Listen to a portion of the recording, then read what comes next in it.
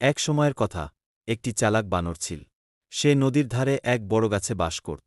গাছটিতে সুস্বাদু পাকা পাকা ফল ধরত। একদিন একটি কুমির নদী থেকে উঠে এসে বলল, বানর ভাই, একটু ফল দেবে? বানর হেসে হেসে বলল, নিশ্চয়ই, খাও আর মজা কর। এইভাবে বানর প্রতিদিন কুমিরকে ফল দিত। কিছুদিন পর কুমির ভাবল, বানরের হৃদয় নিশ্চয়ই মিষ্টি হবে, যদি আমি বানরকে ধরে খেয়ে ফেলি। বানরকে খেয়ে ফেলার উদ্দেশ্য কুমির বলল, বানর ভাই, আমার মা তোমার সঙ্গে দেখা করতে চায়, চলো, আমার পিঠে চড়ে নদী পার হও। চালাক বানর বুঝে ফেলল কুমিরের চালাকি। সে হাসিমুখে কুমিরের পিঠে চড়ে বসল। মাঝন দিতে গিয়ে কুমির বলল, তোমাকে এখন আমি খেয়ে ফেলব, কারণ তোমার হৃদয় নিশ্চয়ই খুব মিষ্টি। বানর একটুও ভয় না পেয়ে বলল, ওহ, তুমি আগে বলনি, আমার হৃদয় তো গাছে রেখে এসেছি, চলো ফিরে যাই।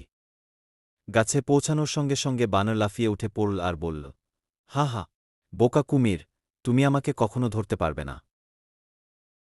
কুমির লজ্জায় মাথা নিচু করে নদীতে ফিরে গেল। শিক্ষা: বিপদে মাথা ঠান্ডা রেখে বুদ্ধি খাটালে সব সমস্যা সমাধান করা যায়।